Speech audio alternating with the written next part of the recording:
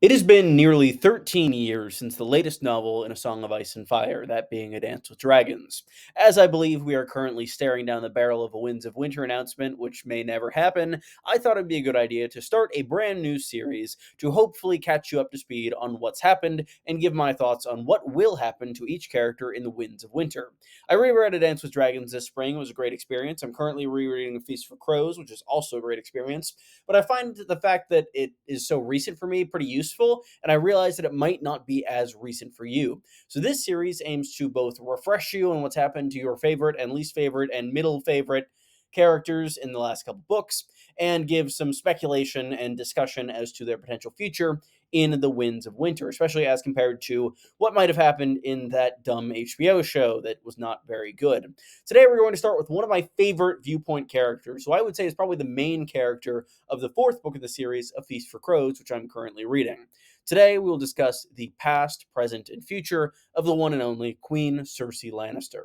Cersei Lannister first becomes a viewpoint character in the fourth book of Feast for Crows. Her first line is one of the most striking out of any of a viewpoint character for me, that being, "She dreamt she sat the Iron Throne, high above them all," which very much speaks to her character. She feels as though she's above others and cannot really be reproached on anything. But prior to the fourth book, Cersei was a fairly substantial character in the series. We saw her primarily through the eyes of Sansa and Tyrion, and through them we learn quite a bit about her and who she is. She's someone who's fiercely devoted to her children and for a while to Jaime, but she is very much single-minded and focused on that goal. She wants to protect them for reasons that we learn in A Feast for Crows. As I mentioned, she's the main character, essentially, of that book. She has 10 chapters, which is a massive percentage of that fairly small book, at least in this series. And she does have 2 chapters in A Dance with Dragons. So we'll start out going over a little bit of her story in Feast, what happened to her in Dance, and then get into Winds. What do you think of Cersei? What do you think her role in the Winds of Winter is going to be? Be sure to let me know in the comments below, and while you're down there, leave a like and subscribe. This is a new video and a new series, and I'd really love to hear your opinion and see any support, as it does really help the channel and just generally is great for me. Cersei Lannister is in control of the kingdom as of the fourth book. Her father, Tywin, the former Hand of the King, is dead, and she is ruling as regent in her son Tommen's stead. Tommen isn't a teenager like he is in the show. He's actually like 8 in the book, I believe. So she has pretty much complete latitude to do whatever she wants. And whatever she wants to do is be the worst ruler in pretty much Westerosi history, other than maybe Aegon the Unworthy. She makes pretty much the worst decision possible at any given moment, and it is an absolute joy to read. Her chapters are hilarious and some of my favorites in the entire series. She ends up making one massive mistake, though, that echoes more than any other, that being defaulting on the crown's debts in order to pay for a hot pirate's new ships. As part of doing this, she allows the Faith Militant to rearm themselves and consequently gets kidnapped. In the show, there's this very cheesy reveal with Lancel kind of revealing to the Faith that the two of them had slept together earlier. In the books, it's a bit different. She sends a knight earlier in A Feast for Crows named Osney Kettleblack to seduce Marjorie and then use that claim against her to get the queen arrested and out of Tommen's sight to stop influencing him. Osney is tortured and confesses to a number of crimes to the High Sparrow, including the fact that he slept with Cersei rather than Marjorie, and that she had had him kill the previous High Septon in her name, which is why she's charged with a number of crimes, including her relationship with Lancel, which is learned about, and deicide as punishment for killing the High Septon, killing a god, essentially. Cersei only has 2 chapters in A Dance with Dragons, but they're both quite good. Her first one is entirely spent with her time in prison. It's sort of catching us back up on where we left her at the end of A Feast for Crows, that being that she is completely destitute with very few allies. But as this chapter goes along, we get bits and bobs of news from throughout the realm. She's visited by Kevin, her uncle, and he updates her on a number of going-ons that we've seen happen throughout A Dance with Dragons, as this seems to happen a bit later than the rest of Feast for Crows, as the book kind of surpasses it as it goes. And she is left with essentially one command for Kevin, that being to give a white cloak to Qyburn and not ask any more questions than that. That's not suspicious at all, and I'm sure there's no evil goals there, but Kevin does do as she says, and Cersei comes to an agreement with the Faith that she will be allowed to return to the Red Keep should she make a walk of atonement.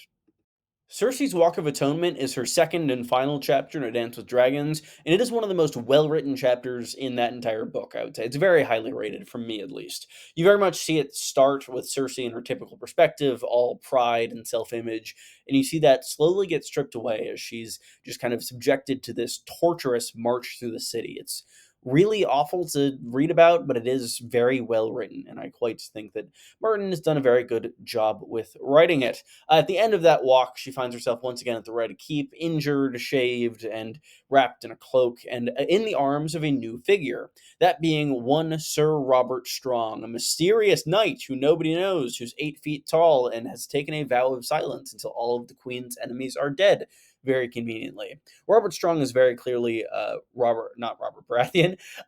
He is very clearly the Mountain, and this is very bad because supposedly Cersei sent the Mountain's head to the Dornish. But there is a very good reason to keep Robert Strong around. Cersei still has a trial upcoming in the books, and given the fact that she is a member of the royal family, should she declare a trial by combat, she can only be defended by a member of the Kingsguard. The Kingsguard right now all either suck or dead, or they're in Dorne or the Riverlands, so having someone as big as Gregor and able to fight like him would very much help Cersei not die in the immediate future.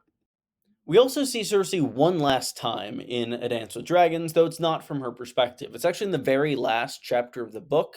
We see her through Kevin's eyes as he has dinner with her and the very young king. Cersei seems a bit more timid and kind of withdrawn during this dinner, understandably so, given the traumatic events that she's just endured. We do see flashes of her old self, and she does seem quite concerned with the news that Jaime has vanished into the Riverlands, which we'll get to when we do a Jaime video in this series. So after that, Kevin goes off and gets shot. People are going to think, Cersei is going to think, that Tyrion did it because the same crossbow was used, and that will likely lead to a bit more delusion and paranoia in the Winds of Winter. While using the Zombie Mountain is a great move in the short term, it really does not look good in the long term. Specifically, we know this because of a vision that Bran has that does seem very likely to come to pass in the Winds of Winter.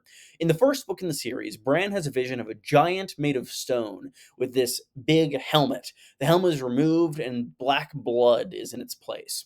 So the thought is, in whatever trial by combat that Cersei might have, the helmet of Robert Strong is going to be knocked off, revealing either that it's an undead Gregor Clegane or that there's no skull at all or it's somebody else's skull underneath. Just overall, that this is an undead monstrosity that Cersei herself commissioned. She'll be revealed as a liar and as someone who's willing to use this dark magic that seems very bad from a PR perspective in order to win, and it seems very likely to lead towards her having a falling out in King's Landing and pretty much losing all of her power. One of the vital elements of Cersei's character is her being a mother. Much like Catelyn, this is a trait that very much defines a lot of her thinking and her chapters. And one important prophecy she receives from Maggie the Frog is that her children will all be crowned and they will all die. Gold will be their crowns, gold will be their shrouds.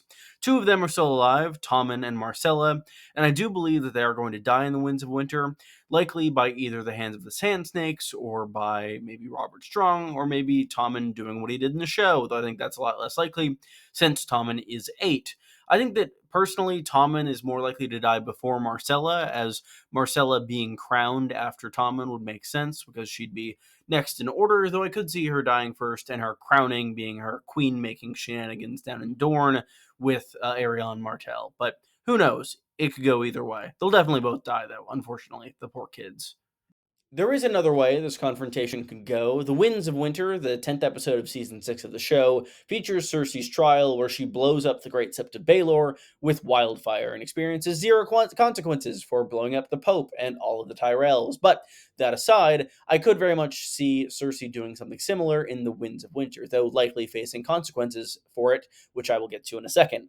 That said, there are caches of wildfire around King's Landing, which we've had foreshadowed throughout the books, and Cersei does love burning things. In A Feast for Crows, I believe in her third chapter, or maybe her second chapter, we see her burn the Tower of the Hand because she's paranoid that Tyrion is still hiding in the walls. Given the fact that she thought that one of her enemies was there and many of her enemies are going to be in the Sept, it would very much make sense for her to at least take a good college try at killing all of them at that point. Cersei losing power will likely come at the same time a new ruler is coming into his own in King's Landing. Aegon Targaryen has landed in the Stormlands towards the end of A Dance with Dragons, and it seems very likely that his next stop, after hopefully claiming Storm's End, is to march on the capital and reclaim his supposedly rightful seat if he is legit, which we'll see if he has arisen. I'll also do an episode on him. Once Cersei is kind of cast off from the Iron Throne, it is likely that she'll either A, be imprisoned by Aegon, or just flee as he's approaching, which I think is the more likely option. I mentioned in the past a little theory that when she flees King's Landing, Cersei will go to the Rosby lands and be denied there by whoever holds it, likely his current squire, the person who took over once he died, who might have been Oliver Frey, the former squire of Robb Stark. If that is the case, Cersei might be denied and turned away from the Rosby lands, just as Queen Rhaenyra was many, many years ago, in a circumstance that I won't get into directly because I don't want to spoil House of the Dragon. I think that'll be most of Cersei's journey in the Winds of Winter. I couldn't see her having more than like 5 or so chapters, given that it is going to be a massive book with a ton of viewpoint characters, and hopefully Connington will be coming in to take over King's Landing from her and be the main viewpoint there, along with Arianne. But overall, it's really hard to say. I could see from there continuing a flight elsewhere. I could see her joining up with Euron, perhaps. The two of them get married in the show. I do have a video about this from a long, long time ago, but Aeron does have a vision of Euron and a bride of pale fire, which is kind of matching certain descriptions of Cersei from the earlier books, so that very much could line up as well. Martin has also said that we will have a viewpoint on Casterly Rock at some point in the future, and it would make sense that if Cersei is cast out of her home in King's Landing, she would return to her original home for some sense of safety or continuity. So that could very much make sense as well, though I could see the eyes on Casterly Rock being either Tyrion or Victarion raiding it for Daenerys.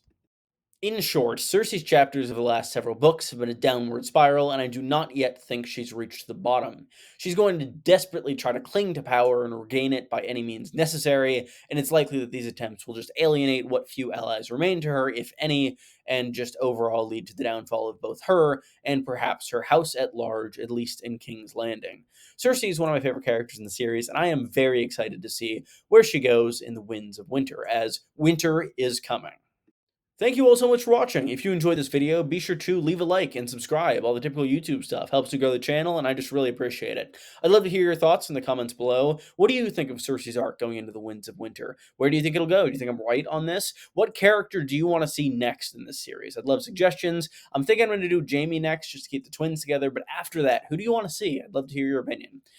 Thank you again for watching. I'll have many more videos in the near future, both about the books, A Song of Ice and Fire, and about House of the Dragon. So stick around for both. I've been Quinn the GM. Thank you so much for watching. Goodbye.